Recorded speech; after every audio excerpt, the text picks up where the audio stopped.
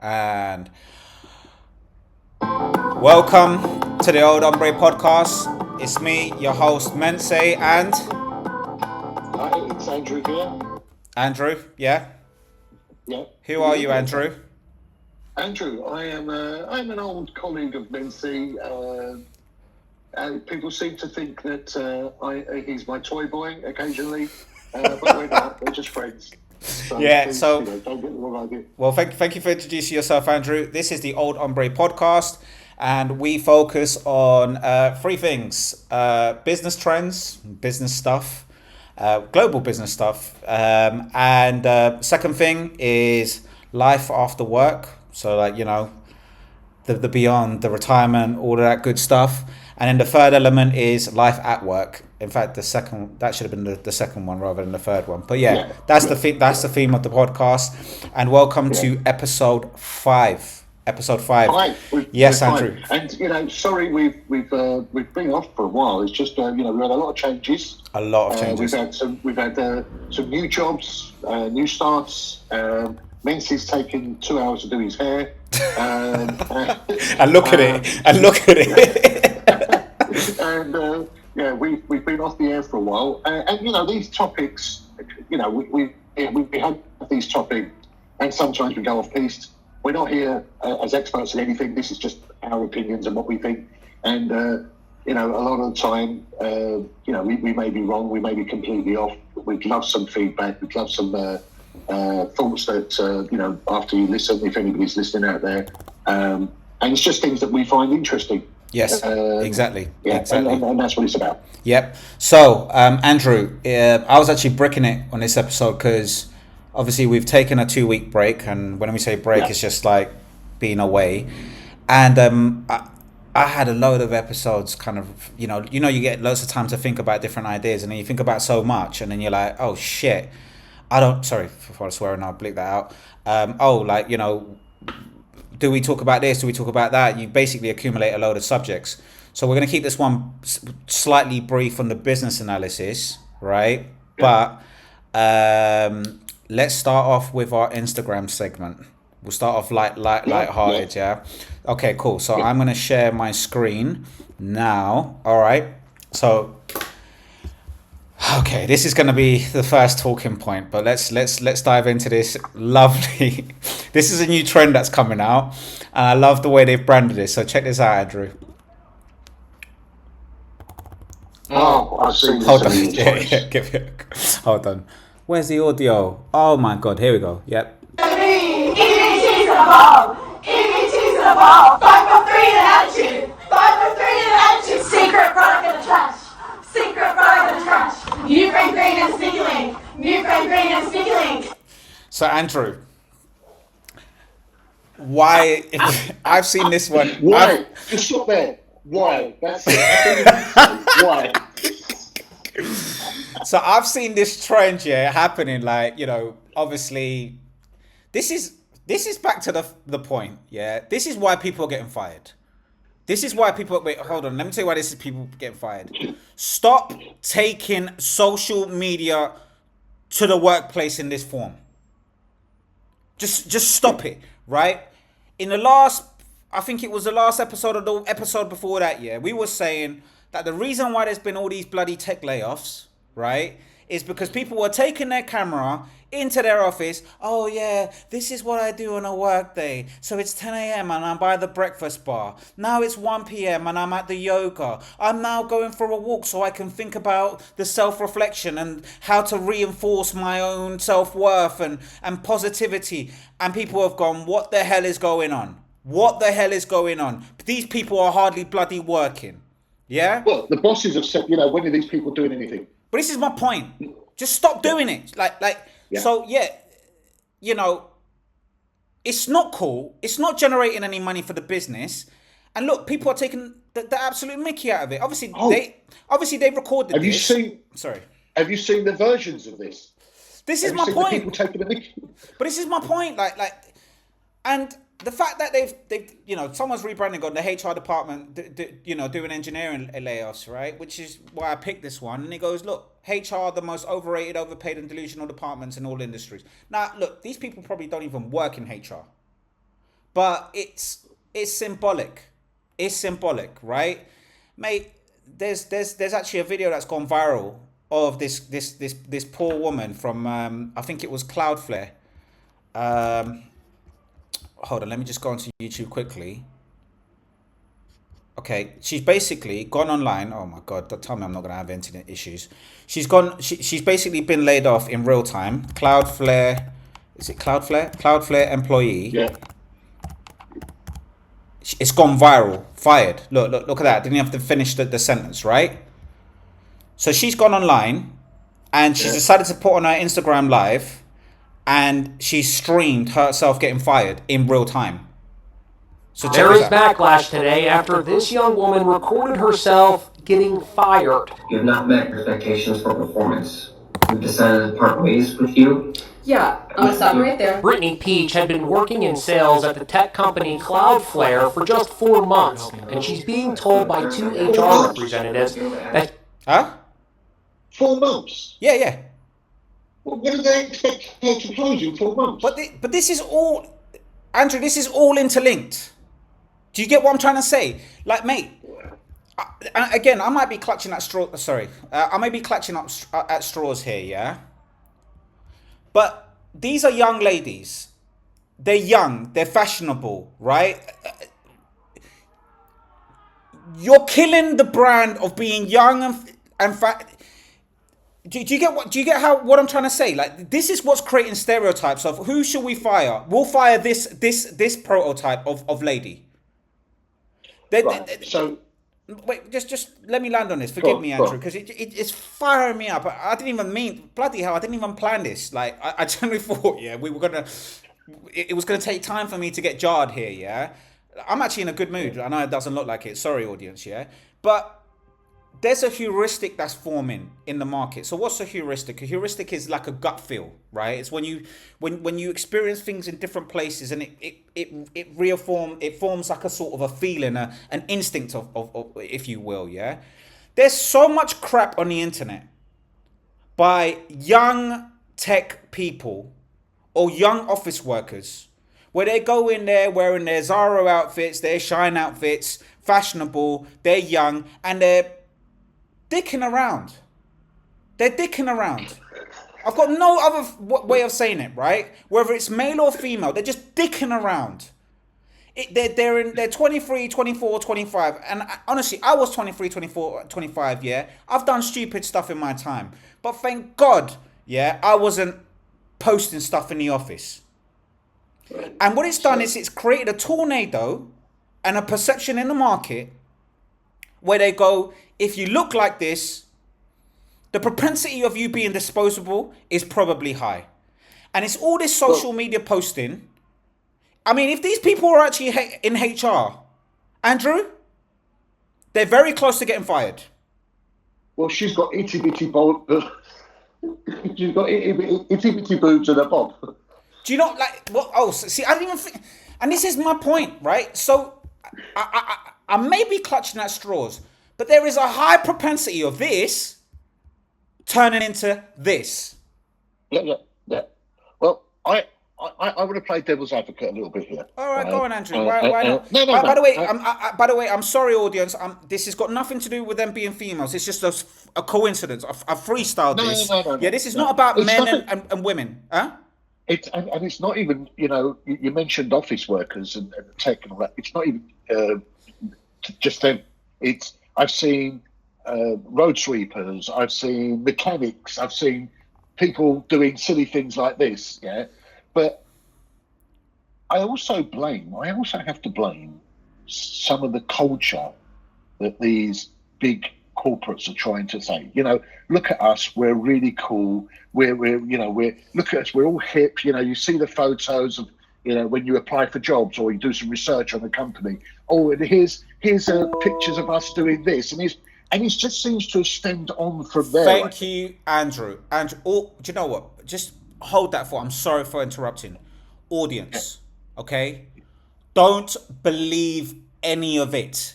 If it creates capital, they are not interested in being cool. It's a ploy. It's a trap. Like, I wish I had the Star Wars soundbite for, it's the trap scene, yeah? It's a trap. It's a trap. There is no company on God's green earth that cares about being cool.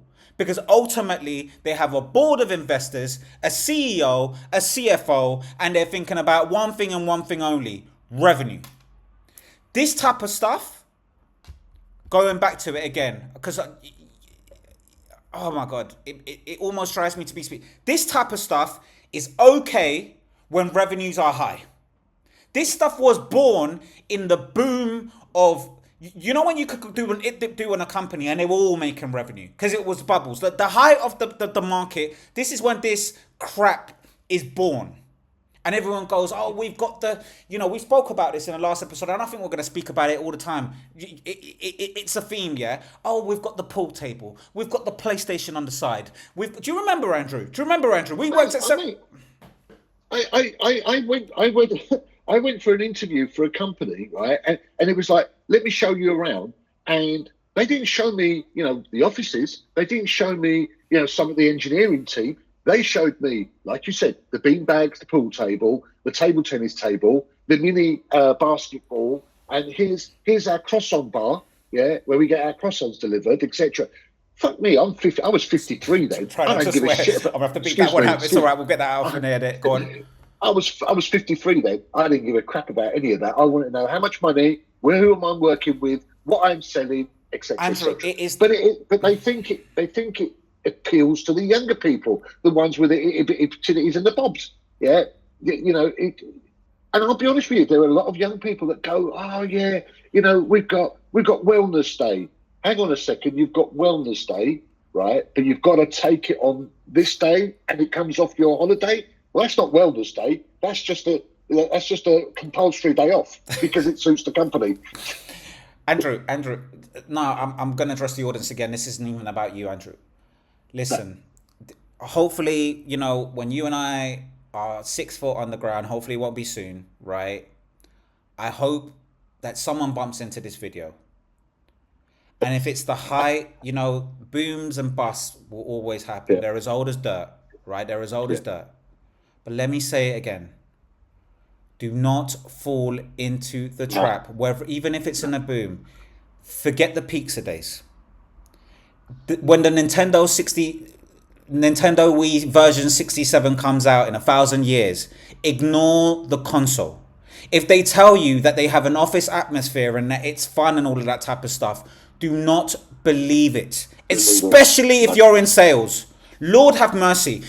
Wait, hold on, Andrew. No. As you're saying that, I'm remembering us sitting, I think it was the last week of the quarter. And if you remember, we had one of those 1980s tables with Space Invaders and what have you. Yeah. Right? And we had a big screen and we had a little foosball table, etc. Yeah. Were there any salespeople sitting on the beam? This is my point. Thank God we had a toxic manager. Well, he'll be branded a toxic manager now. I think he was a godsend, right? HR tried to get me to get him fired 3 times. Are you sure he's not abusive? Because obviously we were the ones that were closing business. And it's like, if we would have said it, it would have, it was all the ones that weren't selling that were complaining about him. But the 3 people, and I'm not going to mention, but you were one of them too. We were drawn into the office, and this HR person said, "Are you sure he's not abusive?" And it was almost as if, they were trying to coerce us to get this manager fired. He was good, and he said to us, "If I ever see you,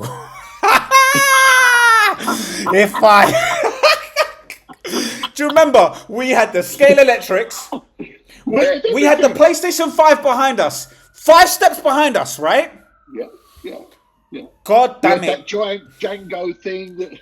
We were never allowed to touch that. And do you remember the HR person? Yeah, remember, guys, we got the... And he just looked at us. If I ever see you on that damn thing, we've got problems. And you know what? God bless him. Wherever he is, he's not dead. He's not dead. But I'm gonna say wherever you are, right, Mister? You know who you are. Yeah. Oh, you did us well. Absolutely. Yeah. Because it was absolute cogswallop, and I would love to say a B word right now. Yeah. But it was absolute. Yeah. Absolute horse crap. Maybe I can say that. Maybe that one. That's the thing, mate. You know, is young people again. We And talked if about you're young close people. to revenue, sorry, Andrew. If you're close to revenue, stay away from the scale electrics. Stay away from the massage therapy. Yep, you've got free gym membership. Take it after hours. Don't you dare believe the HR department when they tell you they care about your wellness. Please. Please. I don't care if it's the year 3065. If work still exists and this earth still exists, do not trust these departments. You are a number. You are there to drive revenue. And if you want job security, forget about it. You are either making money or you're costing money. Yeah, and that's the two things that they look at. Yeah, you know, oh, look at us. We make funny dances and this, that. It don't exist, mate. It don't. You know, there'll be the few people that are not, you know, directly linked to revenue or whatever. No, forget it. It's all rubbish. Like you say, it's all rubbish. It's all a big con. Yeah. Oh, look at us. Look at us all in our t-shirts and our Converses, and you know, we're all having a party, and it's crap. All of it is crap. It's over, Andrew. It's over. Work. If they tell you it's casual, if there's a customer there, just wear the suit. Be the one guy that wears the suit and let everyone else wear the Converses. Don't fall into the trap. Don't fall into the trap. Yeah? If they tell you there's a lunch hour and all of this type of stuff, be at your desk. Just say hello. Be there for 5 minutes max so that they don't call you, you know, an anti-culture, whatever. Do you know what? Only be there if the CEO is there. Let's just use that as a rule. Good point. If the CEO, the CRO, somebody at C-level is there, right, be there. The minute they walk out, that's your cue. Walk out. Yeah.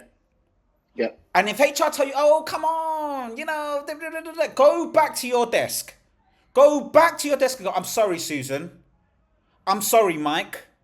I've got a deal. Even if you've got nothing to do, just get back to your desk. All of this, oh, yeah, let's do the jiggaroo. I don't even know what the jiggaroo is, yeah? But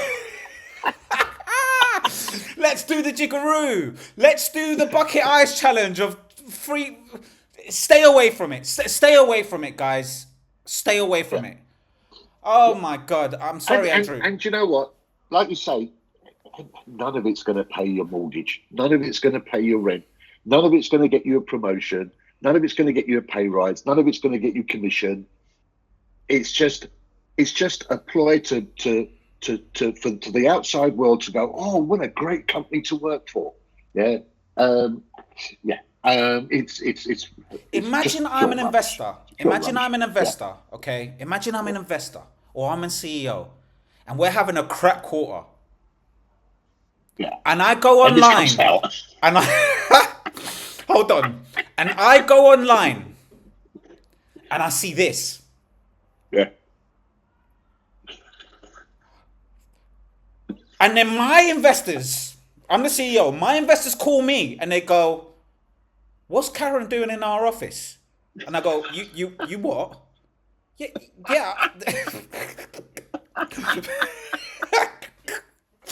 What? Wait.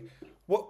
So, you know, your I don't know. Let's call, Kanakuru Enterprise, Kanakuru Investments, yeah. And I'm CEO of Mensa.io. Yeah, you've just given me a 2 million round funding, Series A funding a year ago, and I've hired these 5 wallies, right? Okay, hold on. I'm about a nut hair away from missing my number.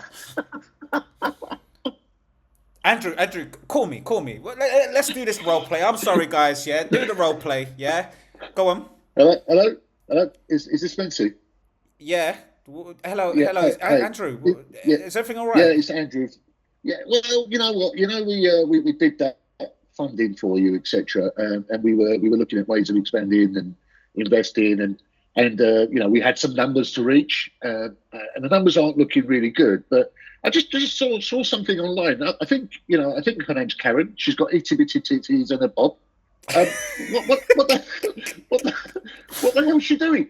What's going on there? Is this why you're not hitting your number? Well, I mean, they don't seem to be on the phone or anything. Andrew, well, first of all, I'm sorry, I don't know what you're referring to, but can you? Well, hang on. So apart from the Bob one, there's a load of young ladies here jumping around. One's 5'3" and's got an attitude. Well, the attitude she should be having is being on the phone and trying to sell something, surely. Andrew, I'm sorry, I don't know what you're talking about, but I'm going to investigate it. Just give me 20. Okay, give me 24 hours. Come back to me. Thank you. We'll speak. Andrew, Well, can you imagine the shock? Like, I'd be looking at this video. I thought I was soft. Andrew, I'd be looking at this video. No, because what you really should have said to me was, well, we're about to go to Brown B, and you're asking to expand your headcount. Yeah. What's this? What are our investors going to look at? What they're going to think when they see this? Do you need more people to do that? Is that what you need headcount? Andrew, I promise you, in 24 hours, all 5 of these people. And Andrew. Well, we've just said that we haven't hit quarter, right? Yeah.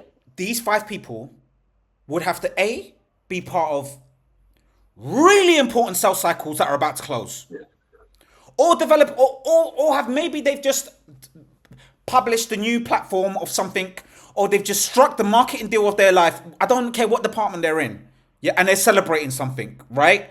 Yeah. That is the only way that they're not getting fired in a 24-hour period. Because the first thing I'm doing, audience, is I'm looking at their performance. I'm going to their managers and I'm saying, right, I want stats on their performances. And I promise you, Andrew, if they're not at 100% or 150% of their performance, and also really, really pegged to important initiatives in the company, I'm then going, after getting that data, if the answer is no to those 2 requirements I've just told you, the second thing I'm doing is I'm calling my HR department and I'm getting them to review their employment contract. And I'm saying, I want you to find any form of crack where these people have violated their employment contract, and I want them gone by Friday. Today's Thursday, by Friday.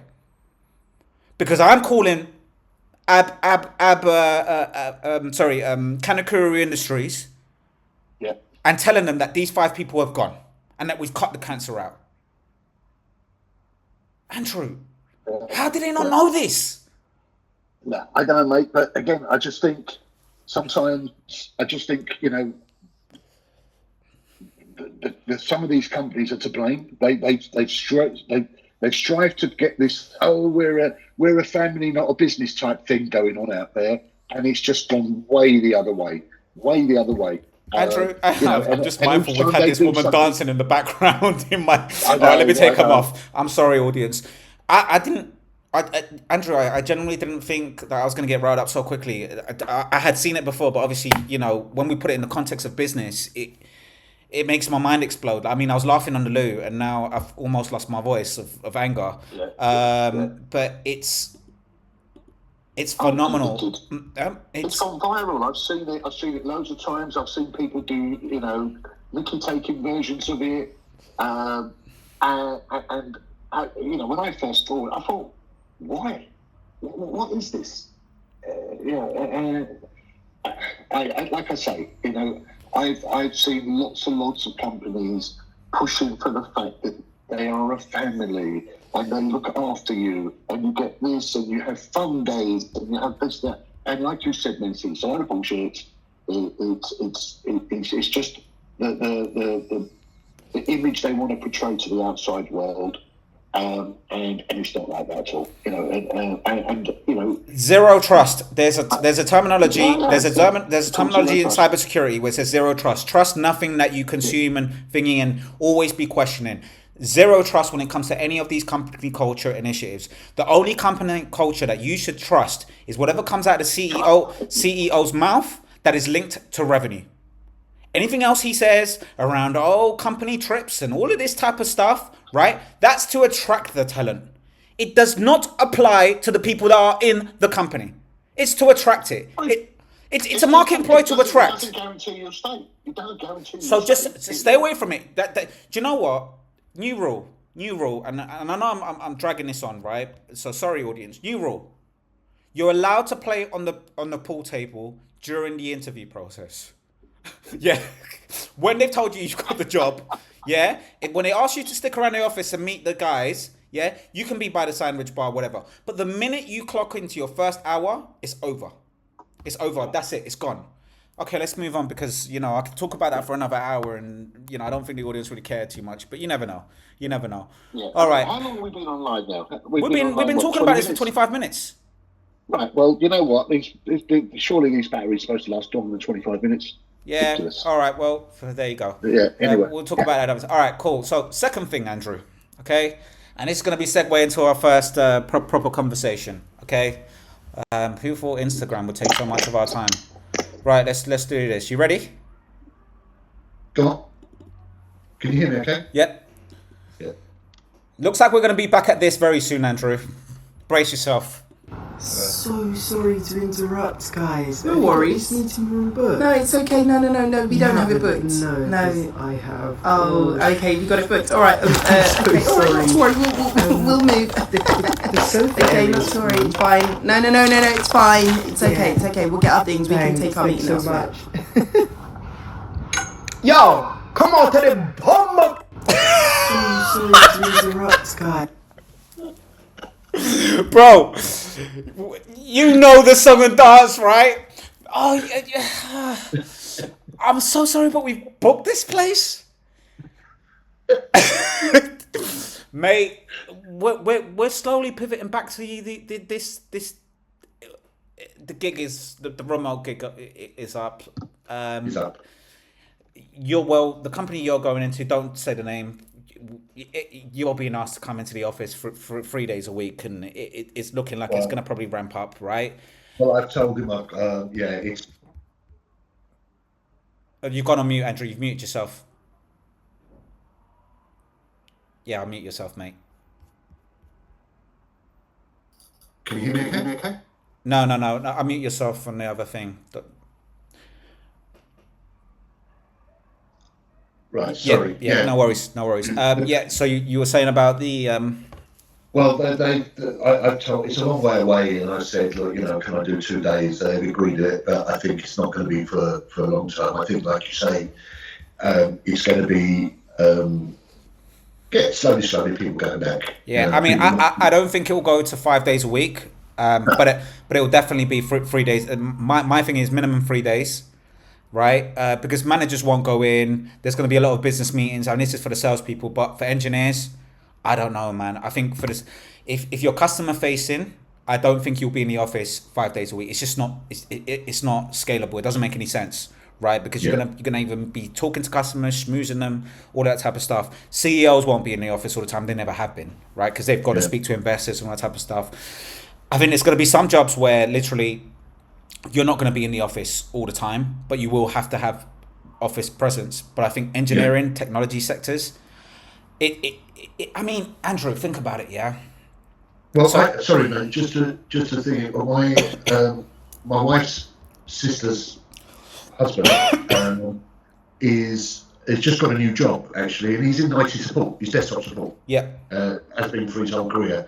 And he's just got a job with a foreign bank in London. Yeah. It's 5 days a week in the office. This is desktop support. It can be remote. IT support can be remote. But no, it's 5 days a week in the office. Yeah. And this is the thing, right? If you're in IT, Andrew, and you're in the engineering side and all this type of stuff, I'll be honest with you. Yes, you can do remote working, but your collaboration is going to go low. And that's the thing. You're building products internally, right? When we talk about troubleshooting, being able to nudge someone, like this whole non-availability stuff. Do you know what I'm trying to say? Like you get to miss out on conversations. And Andrew, it's going to be tough. It's going to be tough not to be in the office. I think it's going to go full office. It's going to go full office or lose your job to AI. Like it. Yeah. You know, I'm not sure it's going to be that way in sales, and I think it's quite weird that sales might continue. You know, sales and marketing and stuff like that. I think that there's leeway because you're not always producing products. Do you know what I'm trying to say? Well, I think a lot of sales managers that I've spoken with, and sales directors, etc., VPs, they all seem to have reverted back to the old way of doing things. Like, there seems to be a push towards face-to-face meetings. Go and meet your customers face-to-face. Yeah, it's going back to the 90s. Yeah, absolutely. Yeah, so the office, yes, come back to the office 2 days a week, you know, catch up, do your paperwork, but be out and go and meet customers face-to-face. Absolutely. And for me, I think it's a positive. I think it is. I think it is as well. I think salespeople and I think certain things are reverting back in a good way. Yeah. But I think engineering is also going to revert back, like these developers and whatnot. And I'm not going to lie to you, Andrew. It makes a little bit of sense. It makes a little bit of sense because you've got all of that palaver that we've just shown happening. Yeah. And on top of that as well, with AI doing all these small jobs and whatnot, I think the only differentiator in having people to do engineering is that cross collaboration. But you've got to be in the same space, right? Yeah. Like, for example, you know, I've been in tech roles where I'm trying to get hold of techies and they're not around. And it's just like, I may have to wait 2 hours to get an answer. And it's another reason why we need to be in the office. Like, because you need your techies in the office at a given period. Because if we're selling a technology, we want to be in there and have like outbound days where you're calling customers, thinking, and they're going to be like, do you support this? And you're going to want to go, yo, hold on, go on mute. Ted, you know, and they give you the nod and you're like, yeah, we do that. Do you know what I'm trying to say? It's like right now I've had certain sales engagements that have things that have been able to be squared out in a couple of minutes by tapping someone in the back. Yeah. You can't do, and you have to wait hours and hours and hours to get hold of someone.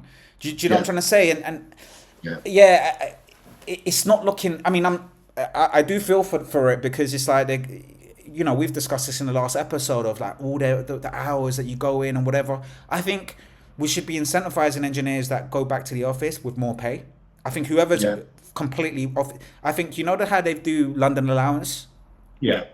I think they should do office allowance, which is like, I think they should definitely do something with travel costs. Yeah, they should just do a bonus where if you have to go in the office, you get extra perks. And you know what I'm trying to say? Because it's not right, you know, that there is an inequality, if you will, sorry. Well, speaking personally, since COVID, etc., working from home, I have to say I've liked parts of it, but I have struggled, and maybe it's because of, you know, my age and the way that I've been used to doing things. But, you know, you hit the nail on the head with being able to tap somebody on the back and saying, look, can you help me with this? Or being able to hear someone, you know, how many times did we do it? Go like, oh, Pete, no, don't do that. This is the way. We don't support that because we've just had that. Yeah, do you know when you have the solutions architect and they're going, yeah, and you're like, exactly. There's that element of it missing, and that's why. Sorry. And also, for me, what I miss the most is the letting off steam moments where, you know, something's gone wrong or whatever, and you pick up your packet of cigarettes or you pick up your whatever it is, you go downstairs or go outside, and you know, a couple of colleagues go with you and you let off steam about something, somebody, a customer, whatever, and some agree with you or say something to you, oh, you know what, actually, we'll think of it this way and all that. And it was what I miss is the separation between being at home and being at work. Absolutely. At the moment, I just think it's like a blurred line, to quote the song or whatever it was. It's a blurred line. You know, it's when does one finish and the other one start? And I know I would miss the saving that I make on train journeys, a cup of coffee when I get there or whatever.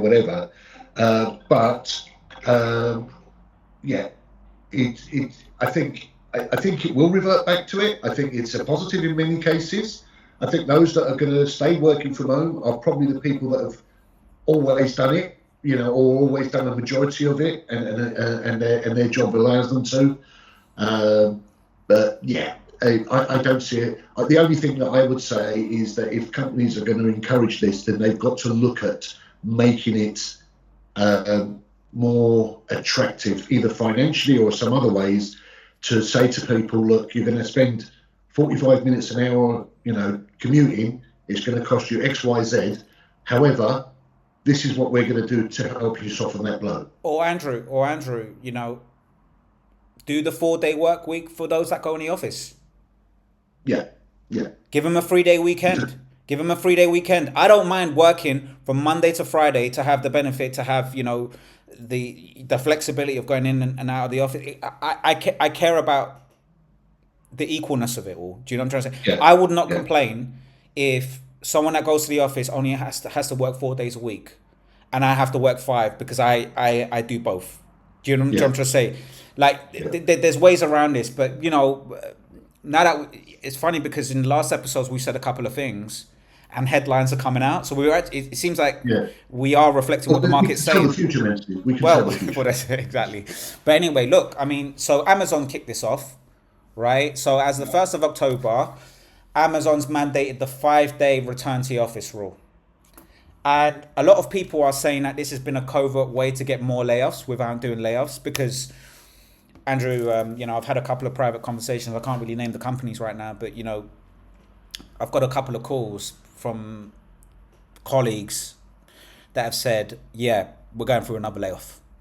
What I'm trying to say? And ex-colleagues and people that, people that have moved on to other companies, when I say we're going to have yet another round of layoffs. And it's like they've done this now 3-4 times in a row over the last 2 years. And we went over the layoff data thingy. So quite a few people in online, and there's lots of videos and content around this. They're saying, well, Amazon have really done this so that they can do another mass layoffs without having to do the mass layoffs, and just said, well, they quit, and also they get to save a few bob if people quit rather than leave on their own accord.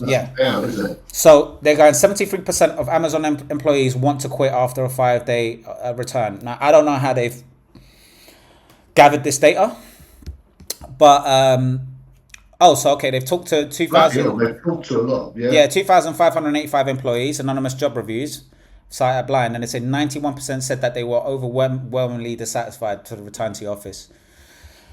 And is that Amazon global, UK, US? Is it a mixture? Do you know? Oh, it's global. It's global. Okay. Yeah, it's global. So, I mean, Andrew, this is coming. Tesla's done it. Amazon's done it. And it's only a matter of time till this falls into our lap. Again, my prediction is it's not going to be enforceable with certain teams. Like, think about yourself as an Amazon market. So for those of you that aren't in the software space, you got the marketplace, which is always open 5 days a week with the way consumers. But then you've got the Amazon. The technology services, if you will, the ecosystem, if the cloud and all of that good stuff. Those people are going back. The engineering departments, all of that stuff is coming back. I don't think salespeople will have to be in the office 5 days a week. I don't think it's enforceable for the reasons we just said earlier on. Like, Amazon salespeople are going to be encouraged to go see customers, right? So all you have to do is book a meeting with one of your customers, and that's your whole day written off. Like, so there's not something that you can really control. But I think there's other departments that, like engineering, maybe like HR, some levels of middle management that aren't customer facing are going to have to be in the office 5 days a week.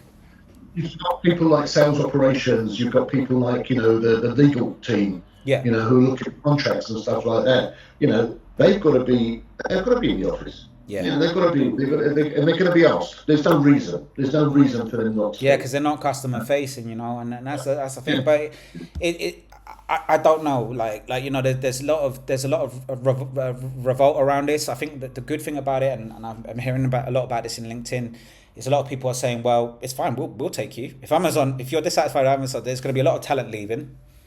And people are going to take that talent because some people are not going to do this. Like, smaller companies and startups and whatnot that want to dip into this. I mean, they've got half empty offices anyway, right? And they still have, they can afford the luxury of they're not having to manage. It's easier to manage a remote workforce when it's a smaller workforce, Yeah. But it's really hard to manage a remote workforce at scale. Yeah. And I think this is, I think companies are going to have to be very careful if they follow like for like the model that these companies are following. And you know what? With that said, do you remember when Microsoft doing a 4-day work week? Everyone started going, hurrah, we're all going to, the weekend's going to be 3 days. No one took that up. No one took that up. So I'm not sure, watch this space. I'm not sure if this is going to take up as the industry. Some things do take up as industry standard. Some things don't. And this one's a bit of a lukewarm one. The 4-day work week, that was never going to run. That was like, what I'm trying to say? That was like Microsoft had billions, let them burn their money, right? But there's no way that a startup with 100 employees that is desperate for new customers are going to say, work 1 day less. That's not going to go down. So, but anyway, Andrew, you were going to say something. Yeah, I think it depends on the job role. It depends on the company size.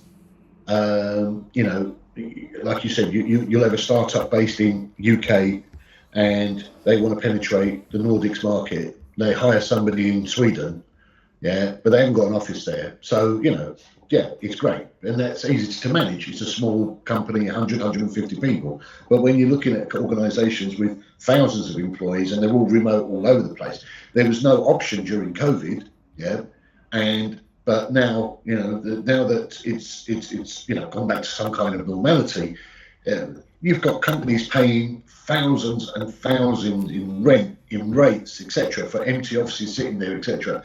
And they're going to say, well, you know what? We want people to come back to the office. We want to make use of this. And the other thing is that, a lot of workers say, I'm more productive when I'm working from home. I'm not sure if I believe that.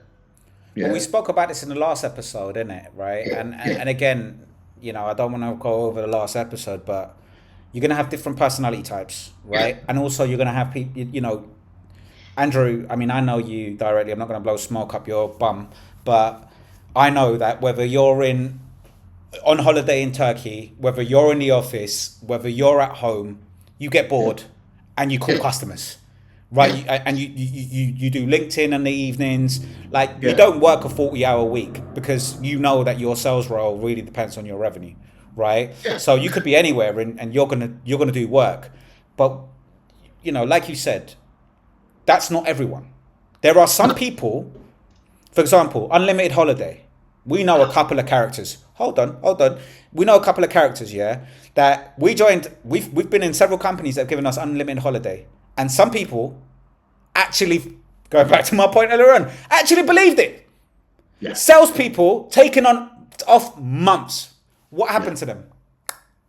Yeah. So there's people that don't know how to read the room, and they need a very strict set of guidelines to adhere to. So they get told you're 9 to 5, and guess what they do? 9 to 5.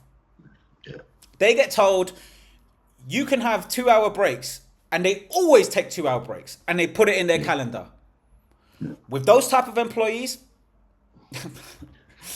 They need to be in the office. They need to be in the office, right? Because they need rigid. They need to be micromanaged. But then there's others where it's just like, 9 to 5. I need to be doing. But then there's a huge culture of things online. Little videos online, telling people or giving examples of quiet quitting. Whereas, hi Jennifer, can you stay 15 minutes early? Yes, of course. How do I invoice for that? And then it's like, hold on, it doesn't work like that. The 9 to 5 doesn't apply to certain jobs, especially office jobs. Sometimes jobs that you need to work until the job's done. And this is my point, Andrew, right? So this is going back to personality types, right? I think personality types that read the guidelines and stick to it and are not ready to give more, those are the people that need to be in the office 100%. Yeah. Because when they're told you can manage your own schedule, they take that as, I'll do whatever I want, not what needs to be done.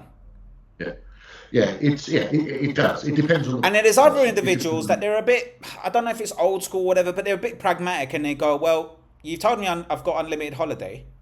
But hold on a second, I've got no pipe. I've got nothing. Yeah. I've got no customers. So, Yeah. well, I'm not doing that. You told me my job is 9 to 5. Yeah, but customers messaged me at 6 o'clock and I ain't got any customers. And that customer said they needed it in 24 hours. So yeah, I'll be talking to them at 6 o'clock. Like those type of people, I think they can work under any conditions. But then there's others, there's other characters that they need to be in the office. And it just, there's nuances here, man. And unfortunately, this rigid approach is not a one size fits all, but it does scale very well. Yeah, so I don't blame Amazon in that way. It's hard to categorize and give people, you can't give one set of rules to people and then another set of rules and I'm thinking you kind of need to average it out. So everyone's going, oh, evil Amazon. And, you know, it could be that there's a Machiavellian kind of tactic here, yeah, you know, to back up the conspiracy theory, or it could be that genuinely from an operational standpoint, this makes more sense. I think...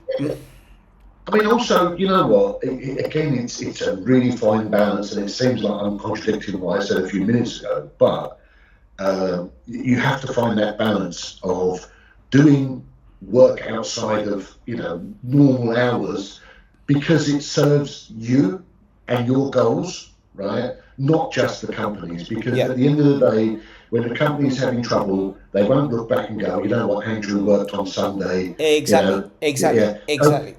If as a salesperson you feel that you need to put in an extra few hours a day or a few hours a week, should I say, in order to attain some more pipeline or, you know, make sure a deal's going well, it's because of your personal interest and you're going to earn some money. Absolutely great. But I've got somebody very close to my heart, in fact my daughter, who has been working all the hours, and she just had some disappointing news. Okay, sorry to hear that. No, it's not, you know, that she's lost a job or anything. It's just that she was promised a small pay increase, very small, and they said due to we can't do it. But you know, nobody said, oh, you know what, let's not apply this to her because we know she's worked on bank holidays and we know she's taken on other people's jobs, etc. You've got to have that balance. Absolutely. And it's a really difficult skill. Really difficult skill. Well, why don't they give her a senior title? Listen, we're not going to give you the thing, but we're going to give you a senior title, okay? Yeah. And when we have the money free, we'll give you that money. We'll review your salary in 3 months or 4 months when cash flow gets better. You know, Andrew, you've hit the nail on the head. You know, it works both ways. For us, we're incentivized in delivering numbers, right? All that type of stuff. So yeah, we can't be 9 to 5 guys, even if the contract says 9 to 5, right? But yeah, I think companies need to be very careful because if they mandate a 5-day return to the week, it's like, well, then I'm definitely not doing an hour past the minute. Because you're I've got to get train home. Yeah, absolutely. So you know what, boy, we'll find out how this goes. But this is not going to scale. This is not going to scale. I'm not saying it's right. I'm not saying it's wrong. I'm just saying it's interesting, and this is what we talk about: work life. All right, let's move on to the next one. So I've had my rant. Thank you. I've got all my stress out. We've spoken about this. Next thing, Andrew, is let's talk a bit about, I don't know, there's been 2 headlines over the last 2 weeks that have captured my attention. It's just going to be mostly like general business analysis. We've lost 2 major businesses across the world this year, well, recently. And I don't know, Andrew, it's interesting, but because we've just gone, oh, companies care about themselves and, you know, all that type of stuff. But it is very sad when you see companies that you've grown up with go into administration. Does that make sense? Like because you grow an attachment to them, you know there's people behind them, and it's almost like when your favorite celebrity dies, if that makes sense. You go, I miss Woolworths. Yeah, I was, you know, funny enough, that's exactly and you go, oh man, like, yeah, it was a company, but you're like, oh man, it's an institution that's gone. Do you know what I'm trying to say? There's 2 headlines that have kind of just got my attention, and I thought we'll give them a bit of a, you know, we should have an RIP segment. That's actually going to happen. We're going to have an RIP segment, like we'll put like a coroner's bell or whatever, right? But although I don't really want to put a sense of I don't put a sense of comedy to it. But anyway, we'll do an RIP segment. You know what, Menzies? You know what? This is why sometimes I live in a bubble and I've got certain things that I'm interested in and I've been focusing on. And I missed this completely. I did not. Well, this is what this podcast is about, Andrew. That's why I brought you on board, yeah. Because if I don't look for this, it goes over my head too, right? Yeah. And that's why I think this podcast exists, because there's so many headlines that, you know, we've got international wars, we've got everyone complaining about the cost of living crisis, all that type of stuff. But these businesses are dying and going through issues, and they're not exactly mentioned a lot during the day, but they affect our daily lives. And there's stuff that's happening here, and that's what this podcast is about. So yeah, I'm not shocked. So TGI Friday. I'll be honest with you. I'm not going to say I could see it coming, but I could see the changes at TGI. Well, let's say the headline first, because we haven't even said it yet. But yes, of course, yeah. So to everyone listening, TGI Fridays in the UK particularly has gone into administration. Okay, so previous episodes we spoke about Ted Baker going into administration. Massive UK business, very innovative, a fashion symbol. We saw the downfall of Debenhams, even though it was acquired, it's now digital only. House of Fraser's gone. Apparently the last House of Fraser's been closed this year. TGI Fridays has gone into administration in the UK. I'm not sure whether it's still a thing in the US. I really need to look into it. I think it's still alive. But here it's gone. Okay, Andrew, now say what you were about to say.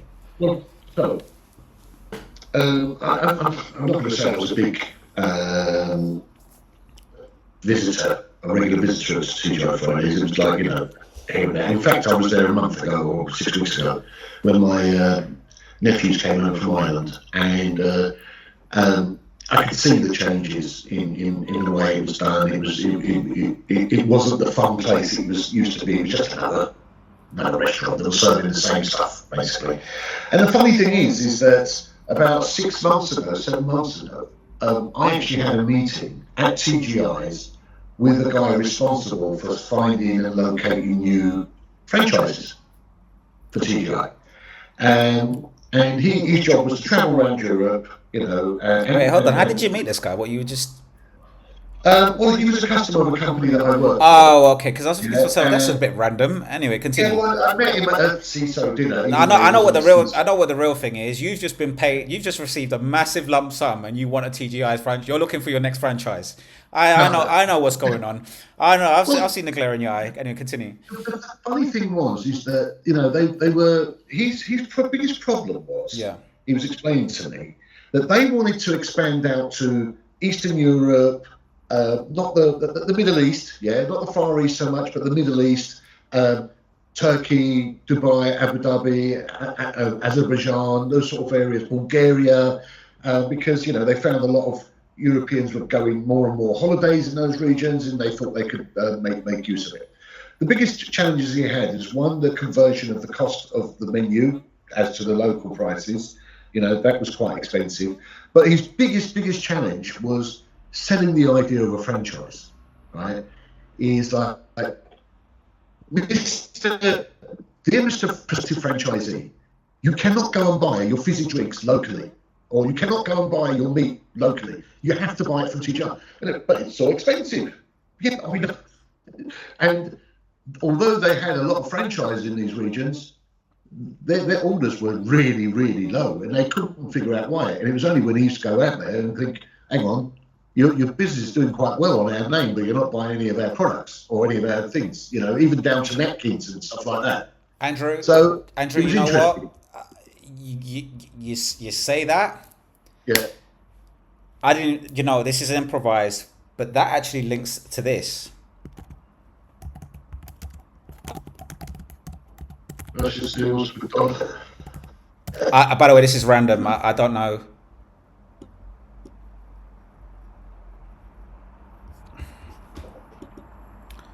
I'm improvising here. So, what is it? Basically, after the Ukraine war, what did all these companies do? All the American companies do? Yeah, but did they? Well, no. They did, right? But think about this, right? So my name is Dmitry Zerkskov. Oh, nice.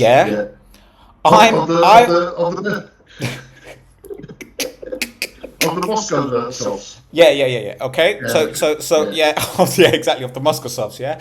Right. I'm Dmitry Zerksov. I am a McDonald's franchisee, right? Yeah. Yeah. Brilliant. Okay. Cool. Okay, so I'm here making my 100K a week or my 20K a week. Yeah. All of a sudden, my president and dear leader Vladimir Putin decides to invade Ukraine, and I get a letter from McDonald's going, we no longer, we due to what your country's done, we no longer can support you, so you're gonna have to close your business. And I go, hang on a second.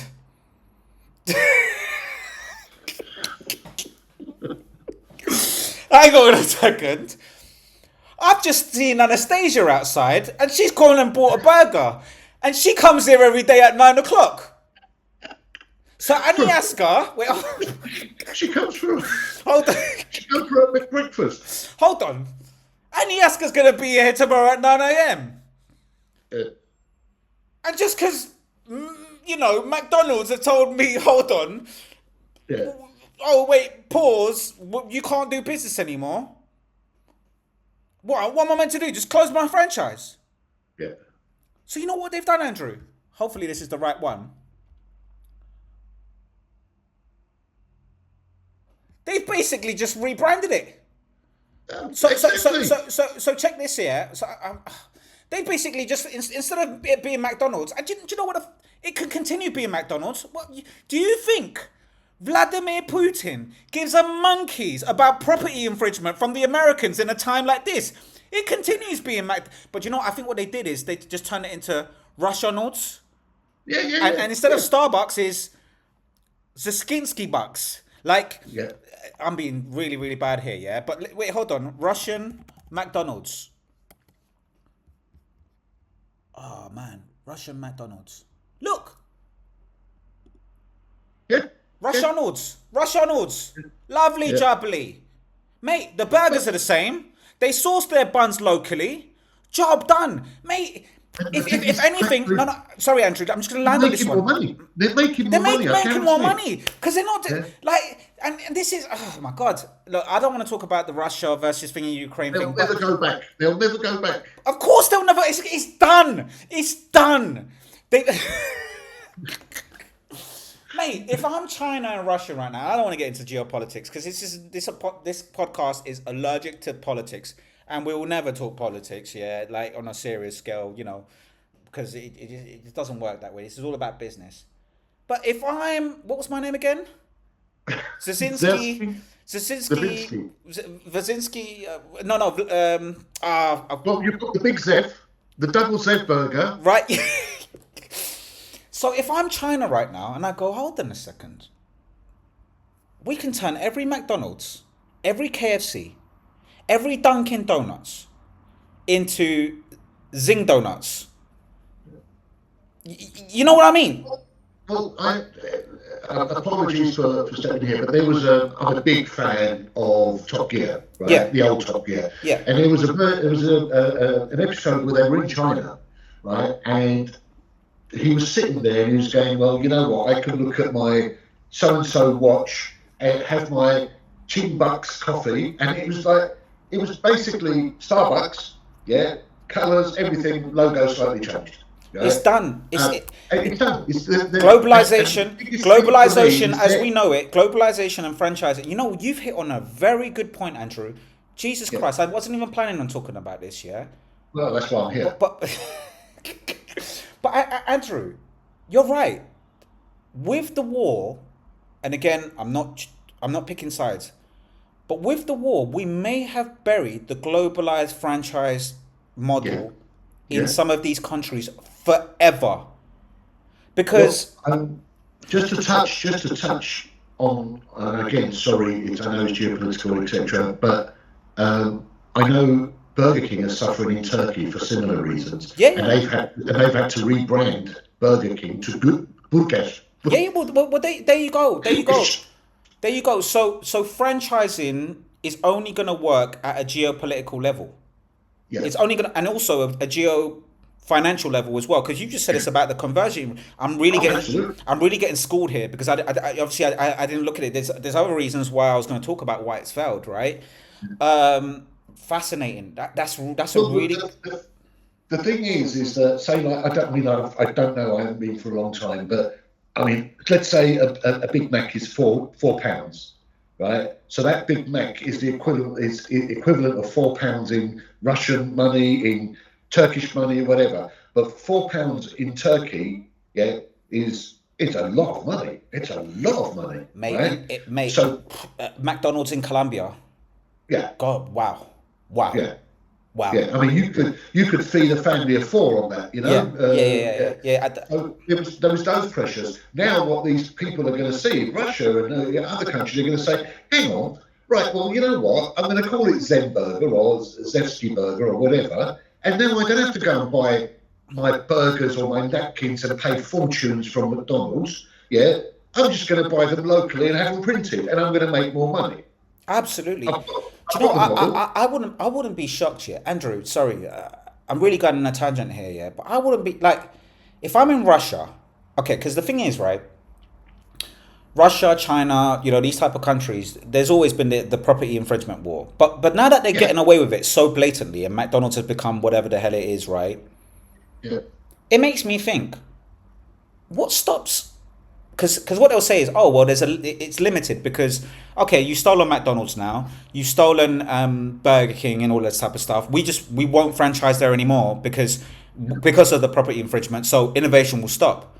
But it makes me think, well, not really, because what stops me as a Russian, as Vladimir Putin saying, okay, Wingstop becomes the next big business in the US. I know what I'll do. I'll get the chief operational officer from Wingstop and I'll triple his salary. And I'll say, come to Russia and replicate this. Yeah. And we'll pay you 3 times the commission, but the business will be owned by the state. Yeah. And you could get knockoffs of everything. Yeah, of course. So it will almost be like, the way like Saudi Arabian football teams buy like Ronaldo and whatever to go build the football culture there. I foresee that happening in the franchise world. Because obviously, like these big businesses, they're watching and they're learning that these franchises are getting replicated, and they're going, "Oh my God, franchising might be dying a slow death because of this property infringement." I don't know. It's interesting. I don't want to go on a tangent, but yeah. Well, I think you know what? I think sometimes franchises or certain types of franchises do not work globally because of costs, because of restrictions, because of the setup costs and the continued cost of the customer, etc. And I think TGI, this is what I heard, because I was sat opposite the guy at a TGI and we were discussing what he does, and he was telling me his challenges. Price was a major challenge. The franchisees going, my God, the cost of napkins or the cost of Coke syrup or whatever it is from you guys is ridiculous. I'll go back, and they don't understand. The franchise model is that you have to buy all of their products. You're not just leasing the name. And sometimes I don't think names are strong enough to franchise. It's over. Yes, it's over, man. It's over. It's over. It's like, sorry, but I don't want to get ahead of myself. But franchising as we know it, globalized franchising as we know it, it's done. Because you know what? It's all good during good economic times, but we've already been talking about the fact that this is the global economy is going down. Like, it's no mystery. Household income, all that type of stuff. These franchising models are good for market booms, when everyone's got money, but when you fly too close to the sun, this is what ends up happening. But anyway, the reason why... What new do they bring to the table? Oh yeah, we do a burger as well, or we do a chicken meal as well. Andrew, there's lots of good stuff, right? Like, for example, right, there's a reason why you travel to other countries and you get ideas, right? And sometimes you do just want to replicate it, right? There's a place for that, but not under the old business model of what McDonald's and Starbucks was doing. Not at scale, not at those phenomenal premiums, and you got to buy your ice cream machine from this person. There's a massive scandal around ice cream machines as well, which we need to touch on a different episode. There's this old adage of like, McDonald's ice cream machines are always broken. And basically the scandal is, in a nutshell, is McDonald's forces you to buy your ice cream machine from one manufacturer, and they make a bulk of their money of servicing the machines. So they build them in with problems. So that's another way of McDonald's getting money from their it's a tax on the McDonald's franchisees. But anyway, allegedly, by the way, allegedly, all of this is alleged. It's not official. It's just what the internet's saying. And there's been a lot of documentaries around this. Again, it's all alleged. I don't know. But anyway, coming back to this, Andrew, 87 chains have been put up for sale. Yeah. As their owner, Hostmore. So we got to do a little bit of research on Hostmore because I've never heard of them before in the past. And this is putting how many jobs at risk? It doesn't say here, but it's thousands of jobs, mate. Thousands of jobs. I think I heard somewhere around like 4,000 employees are going to be affected by this, right? So it's a massive blow to the UK. Andrew, the reason why this one hurts personally is because I actually used to have my dates here when I was like a young Padawan, 16-year-old, right? And I remember back then, Andrew, I mean, this is not going to seem like a lot of money to you, yeah, but Andrew, I used to spend 80 quid on a date there, mate. Me and 80 quid, mate. Mate, I'd get the platter, you know, the prawns, the ribs, the fries, and all of that. And then she'll get one of these fully loaded burgers, right? 2 cocktails each, a little bit of tax on top, and it was somewhere. It was always somewhere between 60 and 80 quid, mate. I think I even went 110 once in there. Lucky. And Andrew, sorry. That's right. I thought I heard myself. No. And Andrew, it was expensive back then. I mean, we're talking about it's coming to 20 years ago now, mate. No. Let's call it 18 years ago, maybe 17 years ago, right? That was the case. And I used to think that was the bee's knees, right? So, you know, you go into your Nando's now. I think that Nando's is really what's replaced TGI Fridays is like the teenage. You go into a Nando's and you see a load of teenagers, right? Yeah. And, you know, the good thing about Nando's is you're talking about a 40 to 50 pound experience for 2 people. Right, so that's why it's kind of the dating center. But TGI's Fridays, I remember that being the bee's knees. Like it would be the type of date where you go there and you could spend 3 to 4 hours there, and they used to ring the bell and lots of music blaring and all that type of stuff. But then I grew out of TGI's. TGI's didn't grow up with me. Like, you know, there was a point where I got to like say post uni 23, 24, and I was just like, this is microwave food. Yeah, this is microwave food. Yeah. And then I was like, oh, like these prawns are from a bag, refried. They're as good as the Iceland ones. The ribs are basically covered in sauce, that Jack Daniel's sauce that they did. Do you remember the Jack Daniel's sauce? That was like a signature. But there was loads of variations of that in the market because Tennessee whiskey was now doing their own brands with like Heinz and what else. So I can get my hands on this sauce already, right? And it's chips. The chefs are just warming up food, a bit like Nando's. That's what they do. They don't cook the chicken there. They reheat it on that thing. But it's they never even used to make the cocktails. I used to see them get the cocktail mixes out in these bags. Madness. Madness. No. So it's like, what am I mean, what's the price? What's the price of a TGI? Let's have a look at this bad boy because I don't know how it's 25 quid for a rack of ribs, I think it was. Mate. Hold on, let's look at these prices, man. Because where's the prices? Yeah, I don't know. I think you have to press more. Where do we press accept? All right, let's have a look at these bad boys. Where's the prices? Just click on one. Maybe it said download PDF. Let's download the PDF. Let's get this PDF up. All right, lovely. No prices. Wait. 99. So basically, £10 for the chicken strips. Yeah. Why is there no prices? Oh, they've done the whole. Oh wait, hold on. All right, let's try this again. Price menu. Cheeky buggers, isn't it?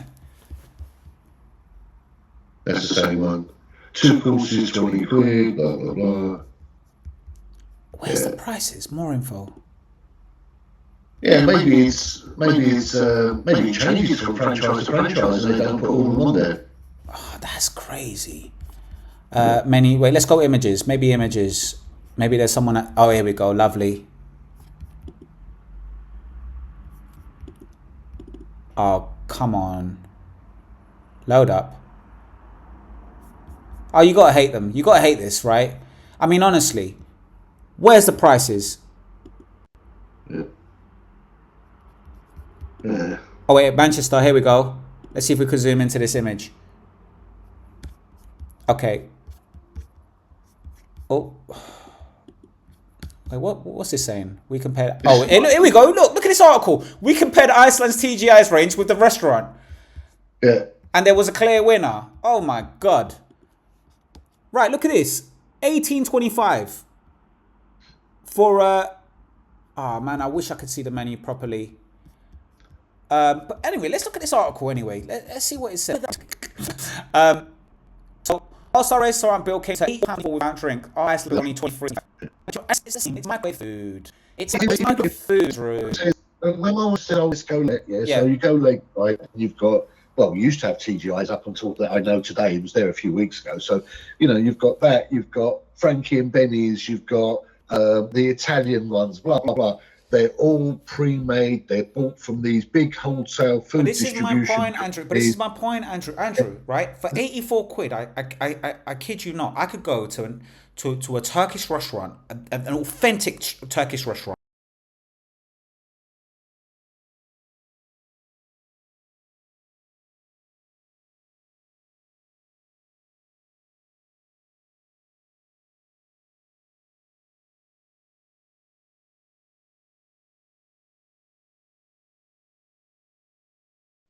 And buy a platter of food like this, grilled fresh food with a salad, with rice, with everything, enough for everyone. Well, I'm just going to do a plug. I mean, you've been there as well. The place in Capital, Capital in Capital. 84 quid will feed 6 people. Will feed 6 and people. The food is 10 times better than this. 10 times better than this. Well, the thing is, you could go to a local Italian. Sorry. When I feel these TGI have fallen down, and you touched on it exactly as you described your first experience, you'd go in there, there'd be music playing, there'd be friendly waiters and waitresses, they'd ring a bell. They'll sing happy birthday to you. They'll sing happy birthday to you. I went to TGI's in Lakeside, as I say, about a month ago. It was like a morgue. And it was a Friday afternoon. It weren't like 6, 7 o'clock. But it was about 5, whatever, and Lakeside was busy, right? It was a morgue, absolute morgue, and that's not what you went to TGI's. Let's face it, you don't go to TGI's for quality of food. You go for atmosphere, a bit of a laugh, a cocktail, this, that, and the other. They've lost it, man. They lost it, and it's a shame, man. There's a lot of employees gone here. Yeah, really bad, man. Really, really bad. And it's just sad. It's just sad. Why is it though? Why is it that it's these poor youngsters who are on minimum wage, who are on their feet all frigging day long, dealing with miserable gits like me occasionally, and they're the ones that lose their jobs. I feel for some of these young people. The ones that have decided, you know what, I'm going to go out and work while I'm studying, or I couldn't study, but I've got to go and meet and they get minimum wage on their feet all day long, trying to stay happy and smile. And Andrew, I don't know. Maybe it's the real estate crisis. I mean, you want to pay, because the thing is, I don't understand. Okay, so you're paying. They're all teenagers. They're all on. I mean, they're getting paid what, maximum £8-9 an hour, right? Right. Whatever the minimum wage is now, So they're obviously not paying top stuff. They don't have chefs because it's all reheated food. So they do have chefs, but you know what I mean. They're like basically reheaters. The food is crap quality. The drinks are crap quality. It's got to be the real estate. It's got to be the real estate. I don't know. But then it's the CEO's fault. It's the vision. Because it's like, stop cutting costs. Okay. You want to charge expensive prices. Do you know what? Give quality. Go and hire performers. I mean, I'm talking about, you just said drama students, people with skills. You have to have a drama degree to work here, and we'll pay you £20 an hour. But God damn it, you are going to be performing your ass off. I'm talking, That's what we went there for. the Disney experience. I want everyone to give the Disney experience. Hi, Bob. Like, to the point where it's gimmicky, annoyingly gimmick, not maybe annoyingly gimmick, but get the balance going. Give them, you're going to get paid well and think, because the food's going to be crap. So you know what? Let's incentivize the thing. Okay, cool. We're going to use young servers. All right, then. We're going to do gourmet chefs. We'll do smoked meats in the back. You know what I'm trying to say? Smoked meats in the back with real authentic American food. You're going to get a teenager, serving it and all that type of stuff with hardly any charisma, but you're going to get good quality food. Okay, cool. The food's not good. Then you're going to have quality mixes, with the best cocktails. There'll be really good quality cocktails at the bar. Give them something, but I just think I don't get it, right? I don't get, these CEOs, CFOs, whatever they are, right? Is what made you successful? Yeah, it was the fact that you had the atmosphere. And who were your customers? They were young lads taking their girlfriends out, or they were families supporting their kids' birthday, celebrating their kid's birthday, yeah, etc., etc. Yeah, why change that? Why do it? Why go from that to some mediocre that's, I mean, I'm not being funny, but I can go to Harvester and get exactly the same menu because it comes from exactly the same place. It comes from exactly the same place. Oh, yeah. Andrew, either way, let's move on to the next. Let's move on to the next item, right? I want 15 minutes to discuss something that I found that was very upsetting to me. Okay, we will. Yeah. Let's roll through this next one. Next business that's gone down. And this one is genuinely sad, mate. This one, I mean, the other one was sad for nostalgic purposes, and in fairness to the audience, we've given anecdotal data, right? We didn't really drive into the thing, but this one, there's actually quite a lot of data in here, and there's clear reasons why it failed. Great product, Tuppleware. So for the people that sold it, I was going to get onto that. Don't get too ahead, my friend. So Tuppleware. Why is Tuppleware sad, right? Okay, so for those of you that don't know about Tuppleware was founded by a proper scientist, man, in, I think it was Tuppleware founded in 1954. Yeah, I mean, it's got history, No, I mean, it's proper history, man. No, it was founded in 1942. I'll tell a lie. Earl Tupper, right? This guy here. This guy is a legend. He made plastics for gas masks during the World War. I mean, this guy, a proper scientist, innovator, built a lot of stuff that helped kind of evolve the use of plastic in different use cases. Now, I know we're all anti-plastic right now, right? But let's not be modernists in the sense that where we poo-poo innovations of the past. We had to go through the plastic era to now be in the, oh, I don't do plastic, which, but everything still has its place. But literally, the guy innovated a lot of stuff during the World War. And what he did, I was watching a documentary on this. What he did is after the war and all his contributions to inventing products, he then said, okay, how do we apply the principles of plastic manufacturing to the food industry, right? And, before, containers used to be really toxic and black containers and whatnot, just they weren't appealing. He decided to make a clear plastic container that was odorless, and so was born Tuppleware, right? And Tuppleware, and there's lots of material on this on YouTube for those that really want to kind of do a deep dive on this, right? But Tuppleware, it gained a lot of popularity because it was really good product, as in you could put your stuff in there, it does keep your stuff fresh, it will last a lifetime. So a great innovator with a great range of products. Funny enough, the downfall of Tuppleware has been due to its successfulness, right? So and there's another company called Febreze, the odorless thing, that actually had this similar struggle, right?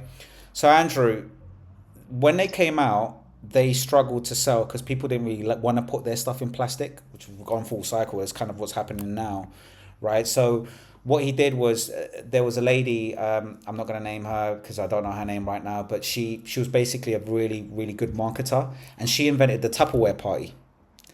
And it was the Tuppleware party was basically a load of like women. It was mainly a women demographic. Housewives used to be at home. They would invite all of their neighbors, and they used to demonstrate the Tupperware brand, and people would just buy it. And they went through a massive boom. They refused to go on into the shops because there was this exclusivity, which boosted the power of the Tupperware parties, and that really boosted its growth. But then what happened, Andrew? Well, it's back to that Herbalife model, right? What happens? What happens when you're a Herbal? I'm sure you've been offered Herbalife 1 time or 2 times, right? Okay, well, Latinos are crazy about Herbalife to the point, that if I get a random message from a woman or a friend saying, "Are you interested in making money?" I think 2 things: pyramid schemes. Yeah. Or Herbalife, right? Which I also think is a pyramid scheme. What do? They sell you a package. They go, "Oh, buy a bundle. Buy a bundle. Do you want to buy Herbalife?" Of course I don't want to buy Herbalife because no one drinks Herbalife, right? and then what they do is they'll say, "Oh, well, then you can become an investor. Like, buy this package, right? And all you got to do is you could sell it directly, but then you could also have your group of sellers. And for every seller that you on board, you get a commission of what they buy, what they sell, and it just becomes a massive pyramid. And then you can make money of what they make, or what they make, or what they make. Allegedly, by the way, allegedly, right? Allegedly, this is my own personal opinion, and it's not official, right? But the point is this: that was the model. Well, with Tupperware, it was a little different because the Tupperware stuff is good. It's actually really good. The great designs and all this type of stuff. And what would happen is they would have the parties. Everyone became really enthused about it. They bought the Tupperware because it was a good product, but it lasted forever. It lasted forever. And why would you want to buy more? I've already got 5 of these in my thing, and they're great, durable products. Done. So they decided to expand their range, and then you could get, like, I don't know, meat grinders that were Tupperware. You can get milk frothers, all sorts of different products. But guess what? They refuse to go online.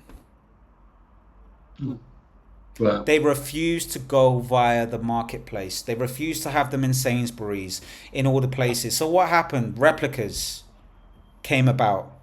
Do you know what I'm trying to say? I was watching another documentary around this.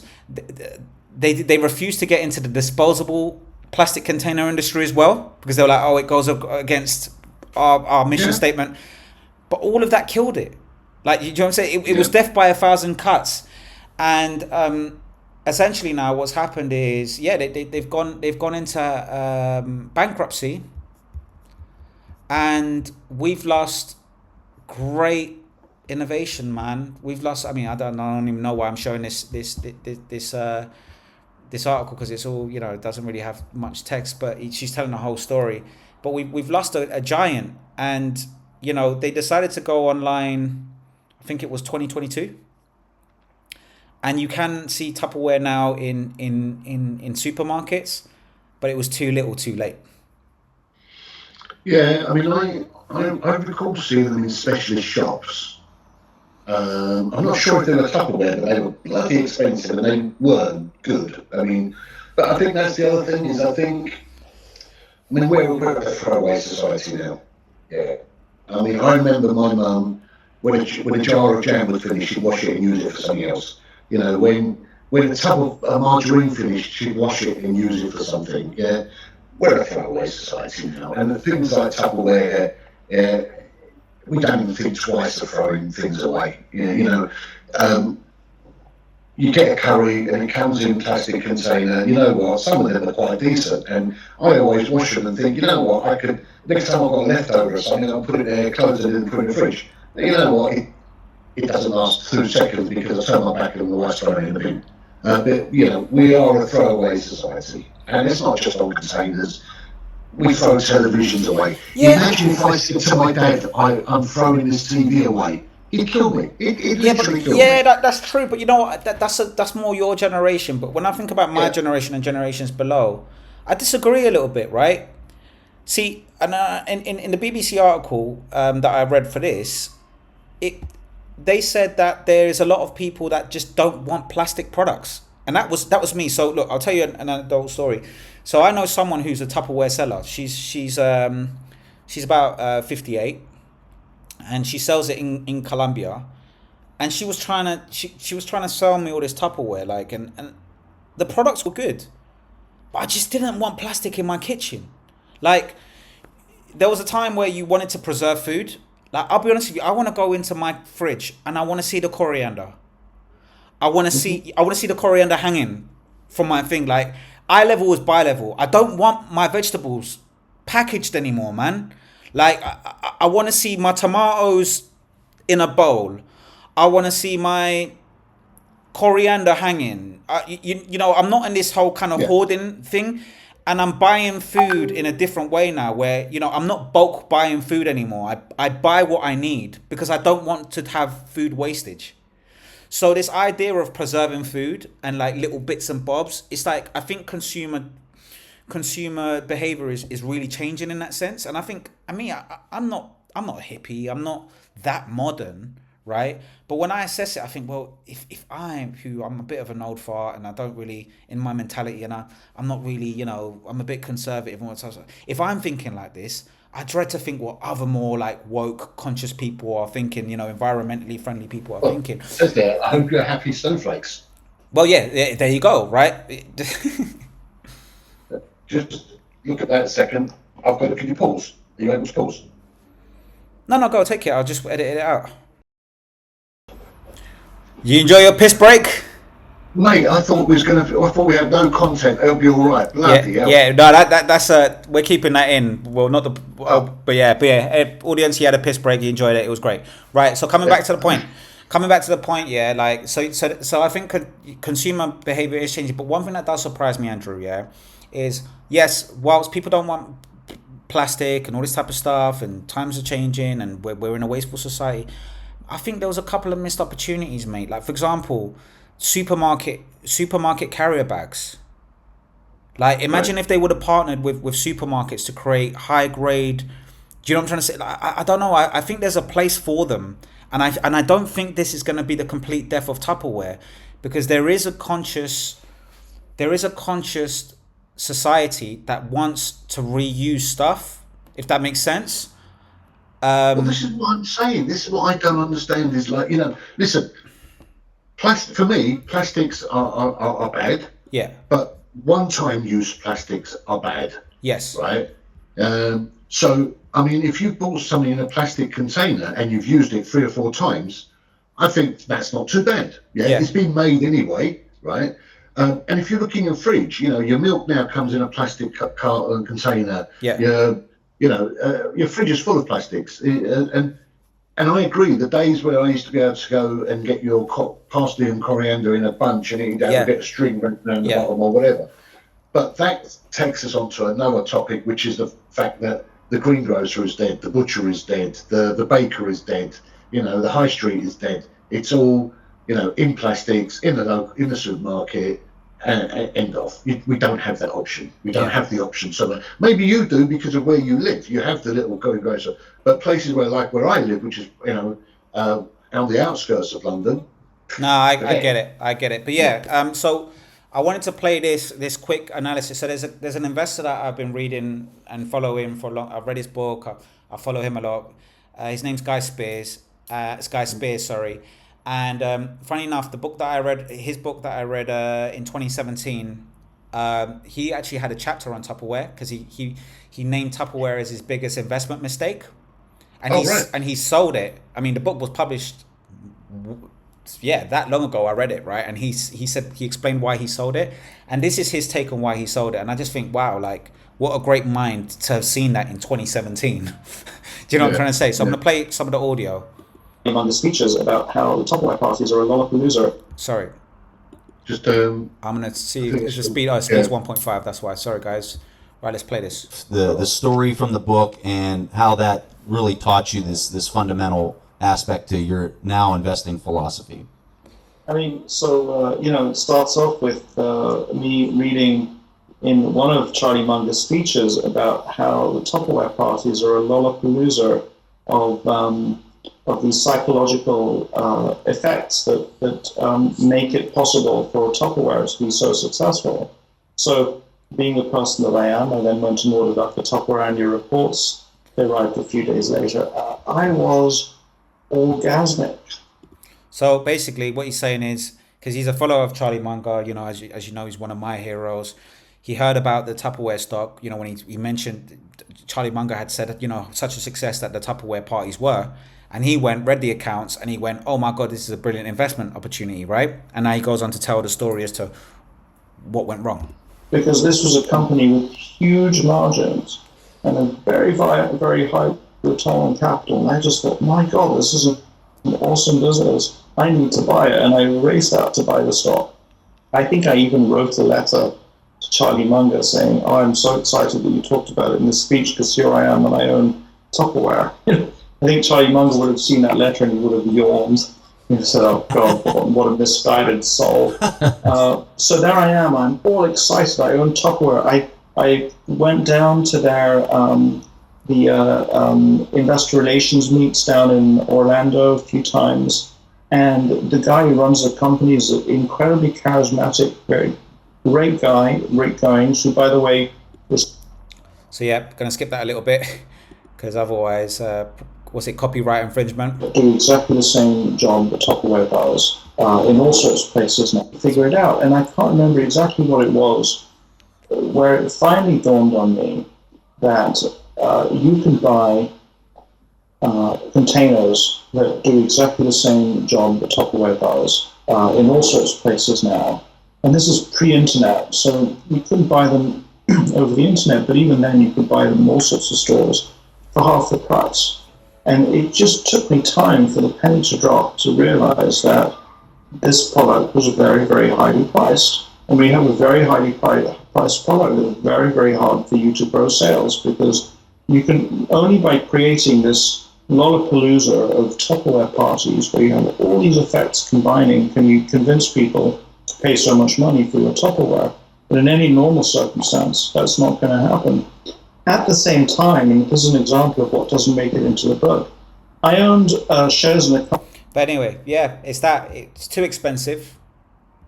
And outside of the parties, well, how else are you going to buy it? How else are you going to be excited around this product? And it's a shame. I don't think it's going to be the end of the brand, because if I said to you, Andrew, go to the supermarket, am I going to say go to the supermarket and buy a plastic container, or am I going to say, Andrew, go and buy me some Tupperware? And the funny thing is, you'll go there and buy me the Tupperware, but it won't be Tupperware. It will be a plastic container. So the brand is so strong. It's like Google. Yeah. Well, it's like you need to hoover the carpet. You don't hoover the carpet. You vacuum the carpet. Yeah. But the Hoover brand, it's like in America, I don't think they say photocopy, they say Xerox. Can you Xerox this? Yeah. So again, absolutely. You'll say, oh, I need some Tupperware, and it's not Tupperware, it's a plastic container. Yeah. I mean,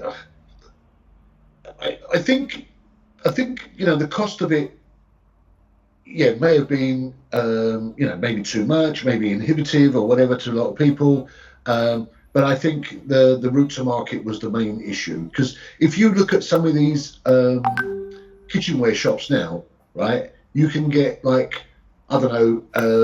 spatulas that are plastic with a rubbery bit on top. And I don't know what they're made of, but they're made of something. And they're fortunes. They're literally fortunes, yeah. And there are some sort of plastic brands out there that cost a lot, and people do buy them because they're durable and they last a long time. Exactly the same things that made Tupperware famous and valuable. But it's the fact that you can buy them anywhere rather than waiting for Doris to hold a party at your house or at her house or whatever. And I remember, I think my mum even had two at her place when I was a young lad, and and the woman sold a few and blah blah blah. But it wasn't about. It wasn't just a purchasing. It wasn't just a shopping opportunity. It was an event. You had friends. It was like Thingy did the same, didn't they? Who's the lingerie company that used to exist? I'm not sure if they still do or not. But there was a ladies' lingerie company, and summer's parties, and summer's parties. Yeah, I'm sure they used to do the same thing as well, And they've gone online. There were since, and have got their own shops. But it was very much the event, yeah.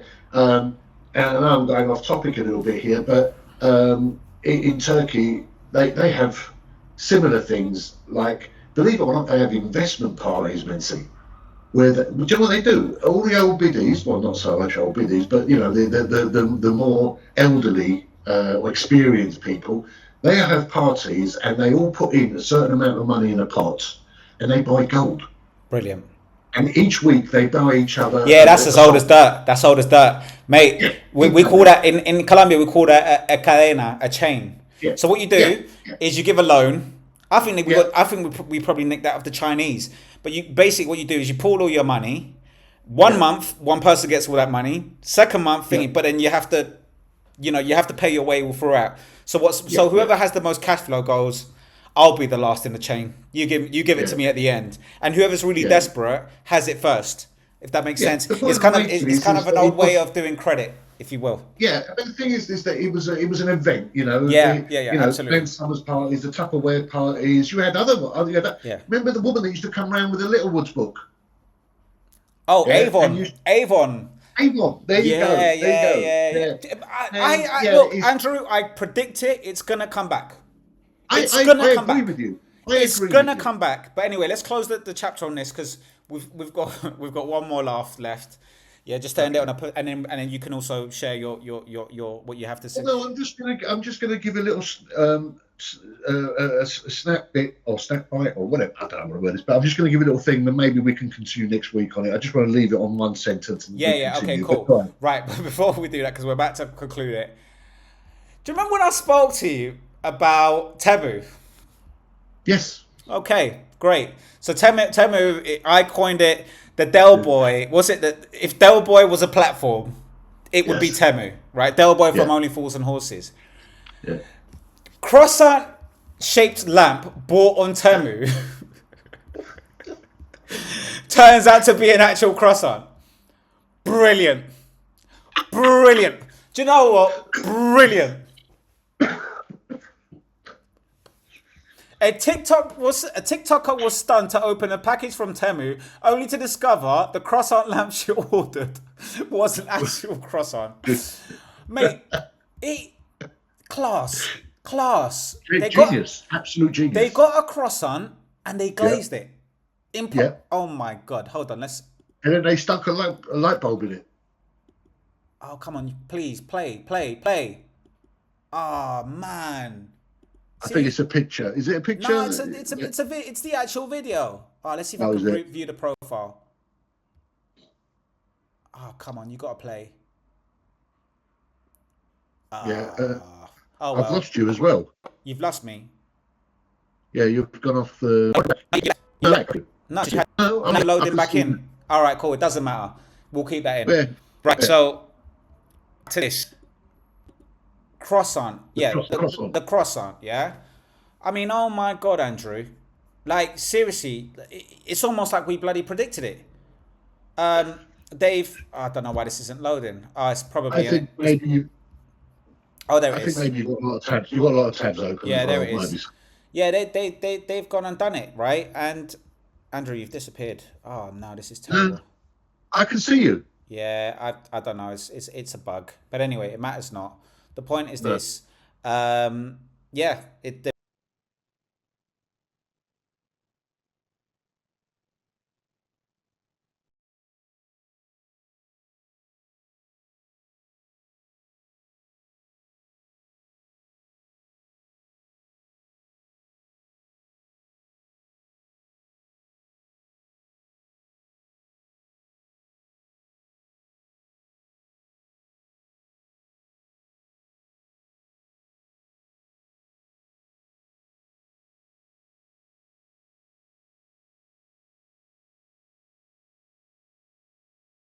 They've only gone and done it, and this is just typical, man. This is why I'm saying that these companies, their days are numbered.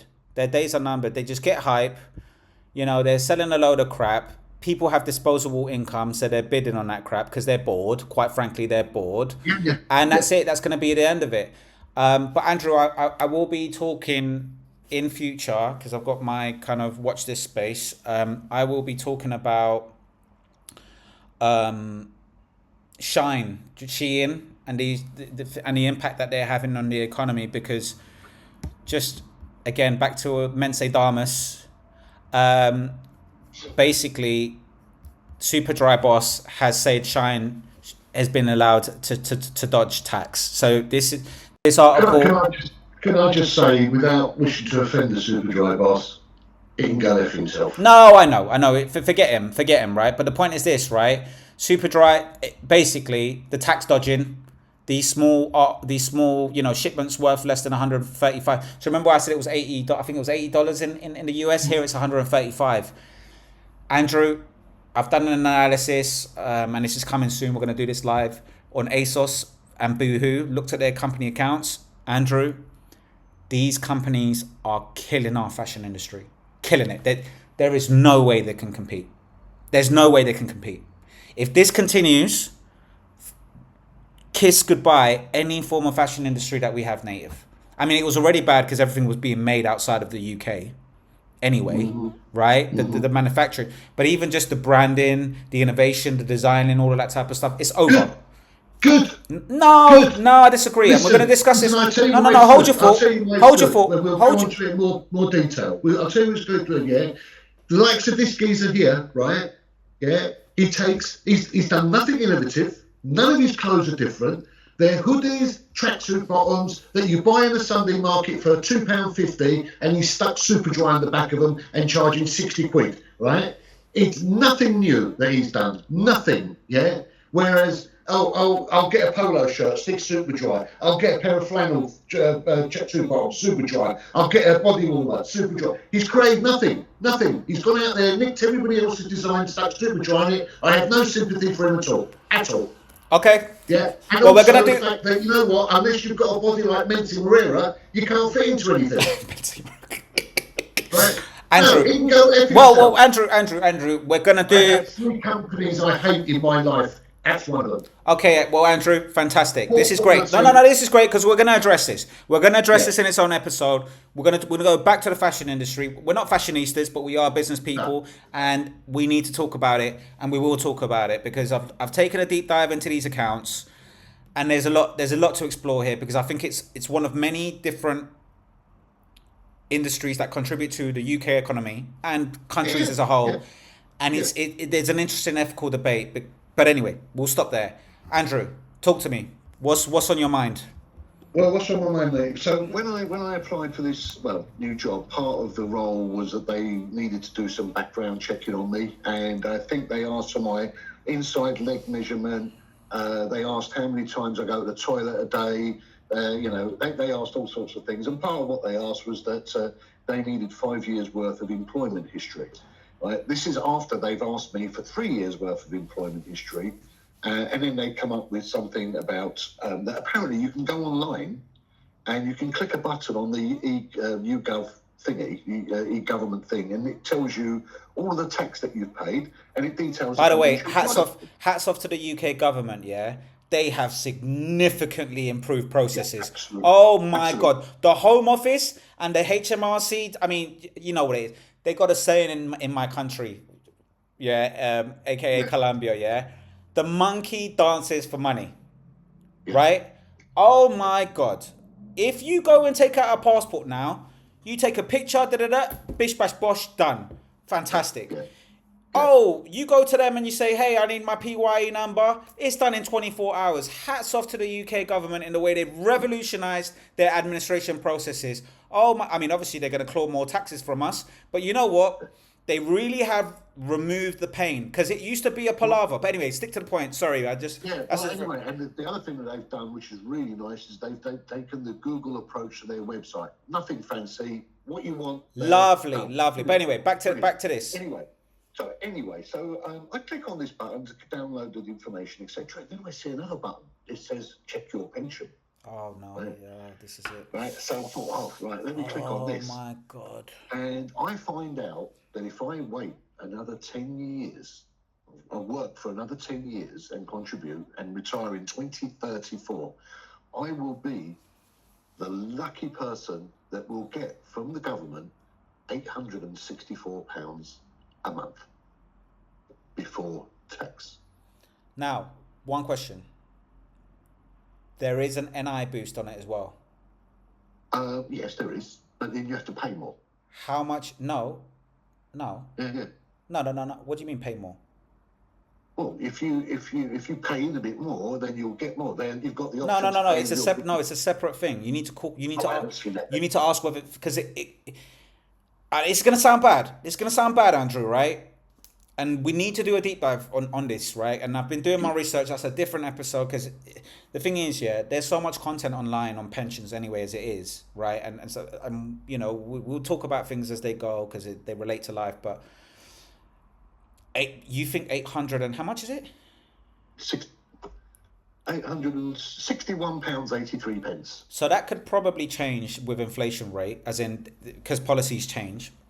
But the next That's thing, an estimate. yeah, That's an estimate. exactly. Not guaranteed. But it'll go north. It will go north. It will go north, right? Because of inflation, but also because it was 600 odd about 7 years ago, or whatever. I know this because of my mum, right? And the other thing is as well, you will get the NI boost as well. So really, you're talking about 1,000 and a bit. But you're right, Andrew. How the hell are we meant to survive on that? It scared the life out of me, mate. It scared the life out of me. And then I started looking onto other things about, living abroad, etc. And we'll go into this later. But one thing that touched me was there are more pensioners living in Spain than there are pensioners in London. Yeah, that's standard. No, more UK pensioners. Yeah, that's standard. Yeah, that's standard. That's standard. And you think, well, then I looked at why, and cost of living, but we'll go into it another. We definitely need it. Definitely deserves its own episode. But look, just to tell you this,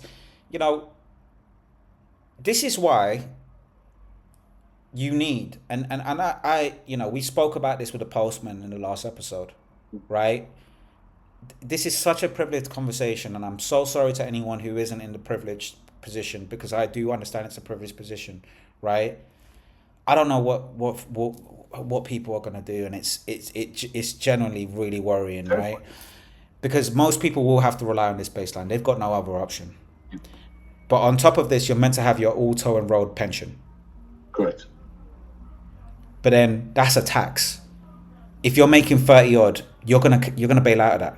You just you can't afford to live, right? But that's why you have your pension, and then that pension is kind of meant to bump that up another £200 to £300 a month. They say it's thousands. It's not. That would add an extra 200, 300 a month if you've been paying through it. You've been paying for a while. So that gets you to 1,500, give or take inflation. And that's me being really pessimistic, because remember, your employer's meant to double your contribution. So if you put in 200 quid a month, then that takes it to 400 a month. That's going into that pot. When you draw out, you pay tax on it.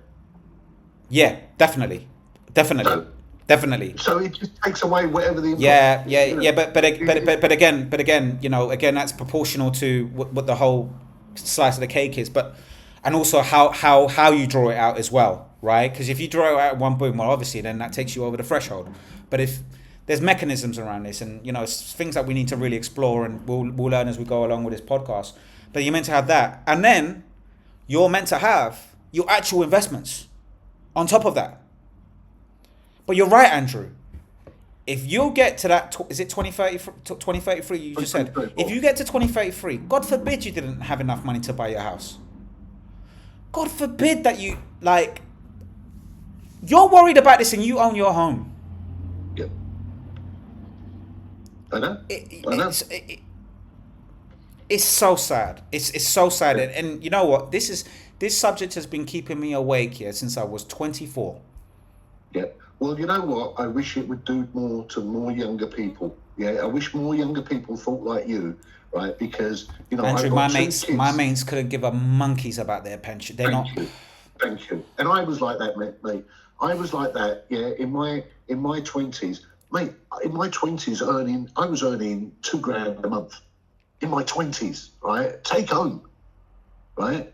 And I couldn't give a monkeys. Now look at me, right? And you're one of the lucky ones, Andrew. I'm just saying, you're you're thinking about this like, oh my God, how am I going to afford that trip to Portugal? How am I going to afford, like taking the grandkids to Disney? How I want to. Life, yeah. That's how you're. But mate, my uncle, oh my Lord, he is a prisoner in this country. As in. Yeah. I don't want to talk too much about his personal situation yet, but he's got reasons that he needs to leave in and out of the country. And he can't.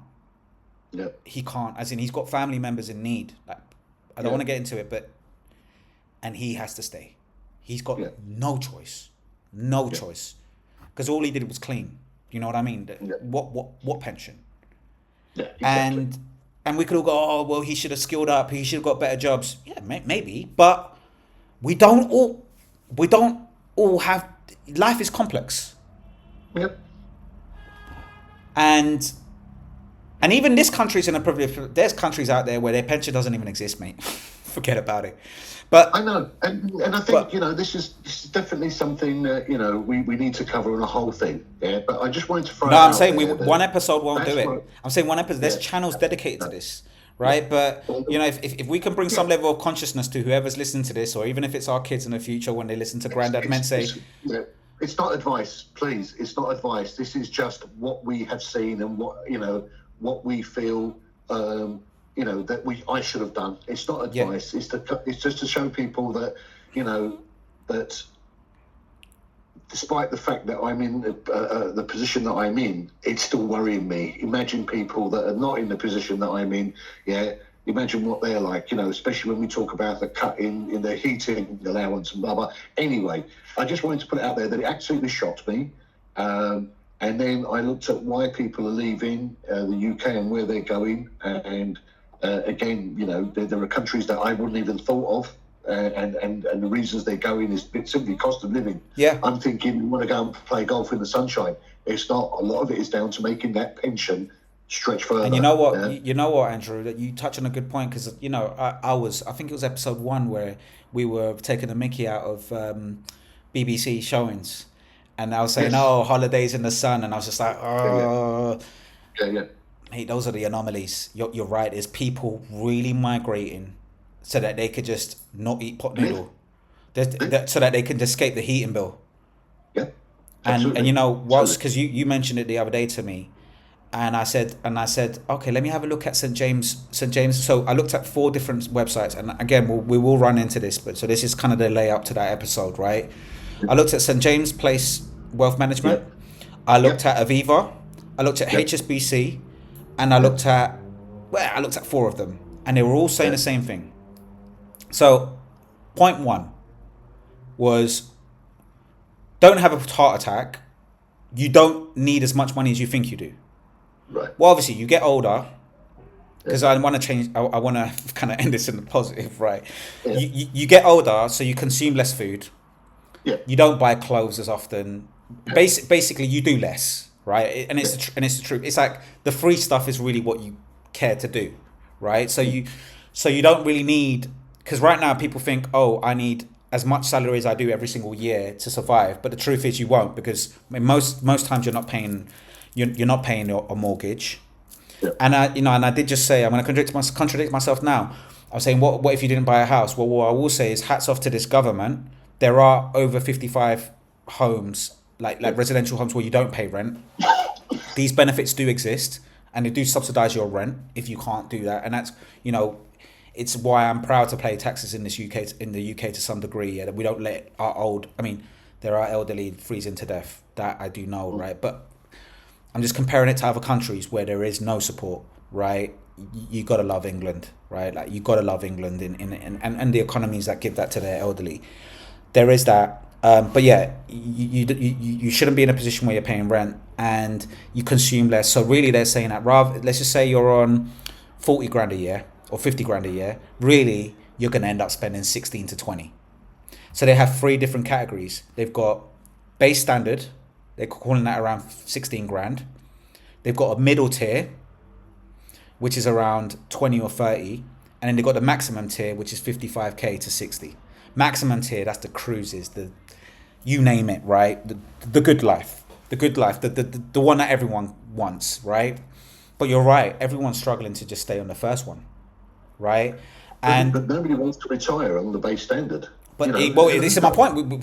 Why would you want that end? But they're saying that the figure for a healthy retirement is about £560,000 a year, a pot. You're basically a pot. Correct. You need $500,000. Correct. Minimum. $500,000. Yeah. And no, not minimum for the good life. Yes. Yeah. Okay. Yeah. We're going to end it there, but we are going to drill down into the numbers. And we'll get to the bottom of this slowly. It's not going to be one episode. We may talk about it for one given episode, but I'm telling you, this is an art. Well, like I say, it shocked me in the respect that, I did some rudimentary arithmetics in my head over the national insurance that I've paid in just the last 10, 15 years. And I think, fuck me. Sorry. I think, surely I need more. Surely I should be getting more than that. No. But this is the thing. This is what people need to look at. And this is what people need to talk about. Right. Yeah. I've always said to my mates, expect £600 from the government when you retire. That's what the government give you. Yeah. Expect 400 from these pension schemes. Andrew, I've looked at my pension statements. I'm talking 2% interest. It's not even mentioning inflation rate, for God's sake. But that's a different story. Okay? No. The saving grace is the matching pension scheme. So you double your money from the minute it's given to you, that you put the money in. That's a good thing, right? But get that over the line. And the third thing is personal investments. Your house, having some shares lying around, having a few assets that you can liquidate when you're older, and that's really it. But then again, you need to be with a partner that's also doing this. And then that gives you psychological clarity. So there's lots of options. We're going to delve into it. Well, we'll look into it. As I say, Andrew retiring doesn't look like it's going to happen. I was hoping that you'd be doing the podcast and I'd be logging in from Bermuda or something like that. It's going to be. I'm going to be logging in from a caravan park in Letchworth or whatever. No disrespect to Letchworth. I don't even know where Letchworth is. I just said it. I'm sure there's some lovely caravan parks. Yeah. Well, but the fact is that my main thing is that it's not even that, Nancy. It's that if I have grandchildren, I want to be able to buy them something every now and then. I know. And I want to make sure I can afford that. That's what it is. It's not about playing golf in Portugal, because I don't play golf, and it doesn't. I just want to make sure I can turn the lights on, buy my grandchildren something on their birthdays, and not be one freezing to death in winter. Yeah, absolutely. And it just frightened me. And I think, we'll dig a bit deeper into that, and perhaps you can reassure me a little bit. There might be things that I've missed on. Yeah, man, that's what we're here for. But anyway, we got through this episode. I thought we were going to be stuck for content, mate. Yeah. Forget that. So, we got through it. Yeah. Well, thank you everyone for watching. And, we'll be back soon. Hopefully we won't ever take a break this long again. But as we said, we had some interesting events, both of us, with regards to work life, etc. And maybe we can. Well, yeah, we definitely we've got other content ideas. We have to talk about what to do when to start a job, all of that type of stuff. But anyway, we'll leave you with the intro music. Goodbye, everyone, and thank you for watching. Bye bye.